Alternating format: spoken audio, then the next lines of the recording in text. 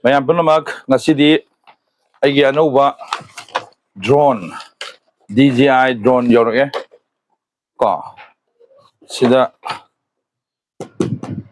DJI Neo 2 drone ni ko si amtang hangdo yang si ko mayam masi aina Delhi da chen mani ado Delhi dagi mi thorok pada kogi angang sing janupa thorok pada putholak pani putholak pa sida leire then si mari marang adagi si leire drone si yam sipik pani masak yam fazabani oh wet si yang oh DJI Neo tracking ang yaw tracking yaw ko auto tracking ko ado horen pai rega ko adu su mate kidang ai hakwa charake adigi ma 4K camera ni camera ji so adum post tare camera ji ko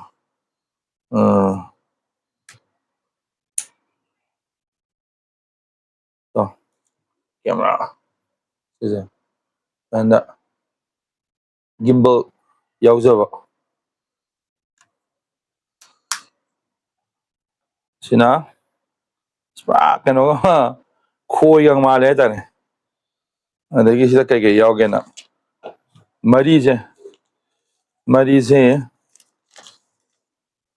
oh sina hoigi jana iPhone da connect tawnaba ko C type to iPhone connection adagi sina C type ko connection tawnaba ni remote control sim ni inge battery ahum ni ko battery ahum battery je kaida era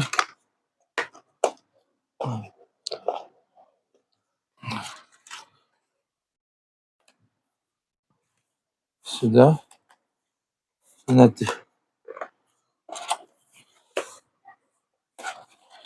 okay sida battery ko 3 battery DJI Neo 2 nai do jani ma de battery sida charge tawdine C type ko so hapaga club hapaga charge taw yai sima leire battery adagi leire adagi remote ko magi kano extra ani hape wings ani hape remote control leire remote control se iPhone da samba yai adagi kano da samba yai ko duga sida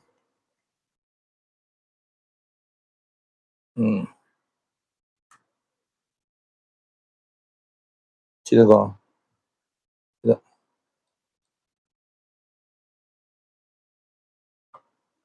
sumaina sida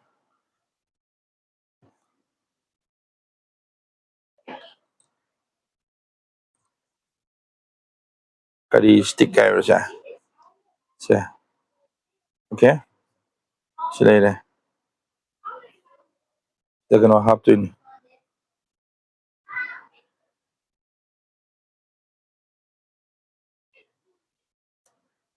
sida phone hap to ni ko da phone hapam leire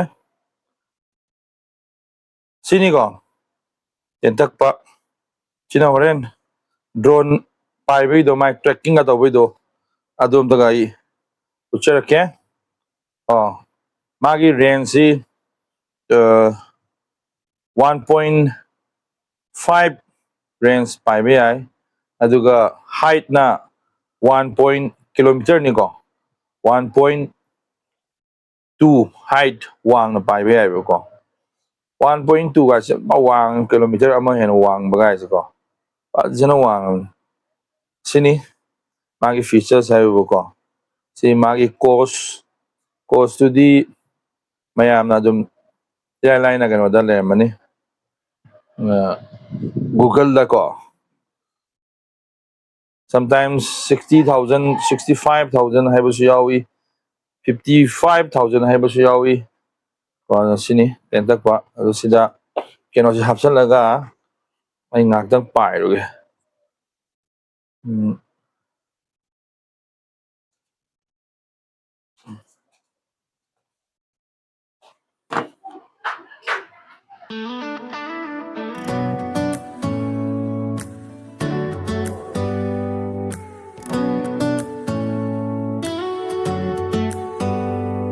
Do you hear that? My sanity about to break while everyone I know's out.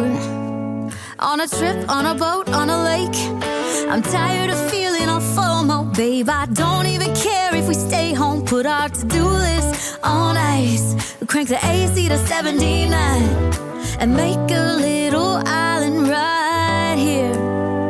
And there ain't a palm tree in sight, but there's not a cloud in your blue eyes. If we need a drink, I'll be the bartender. I got a fifth of Patron and a blender. Baby, slipping on a swimsuit is overrated. We don't need a beach to get a half naked. Life's too short, let's not waste it. Cause paradise is wherever we make it. Paradise is wherever we make it. Till the sun's up Monday, we'll tell our phones, do not disturb. I got my straw hat, babe. And you can finally pull the tags on your Tommy Bahama shirt. Blue crush up on the 85-inch sound machine. When we wanna hear the ocean, I think everything we need is right here. And there ain't a palm tree in sight, but there's not a cloud in your blue eyes. If we need a drink, I'll be the bartender. I got a fifth of Patron and a blender. Baby, slipping on a swimsuit is overrated. We don't need a beach to get a half naked. Life's too short, let's not waste it. Cause paradise is wherever we make it. Paradise is wherever we make it. Oh, this view of you, it's got everything I need. Yeah, the rooms, they're cheap. And if we don't wanna, we don't ever, ever, ever have to leave. Yeah, there might not be a palm tree in sight, but there's not a cloud in your blue eyes. If we need a drink, I'll be the bartender. I got a fifth of Patron and a blender. Baby, slipping on a swimsuit is overrated. We don't need a beach to get a half naked. Life's too short, let's not waste it. Cause paradise is wherever we make it. All nice. Paradise is wherever we make it. AC to 79. Paradise is wherever we make it.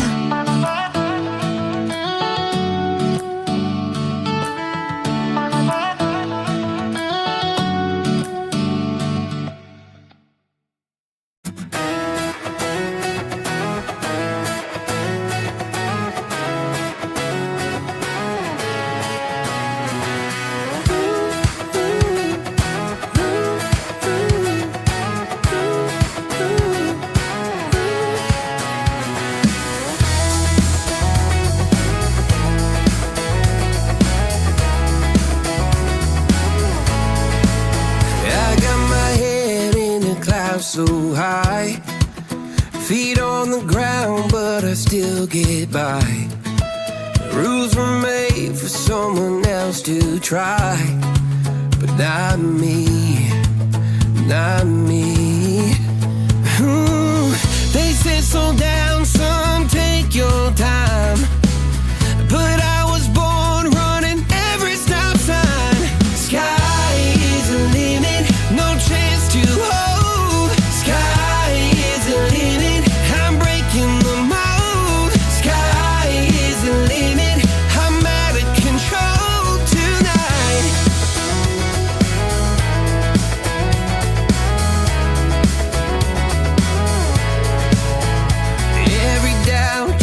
Feet of flame.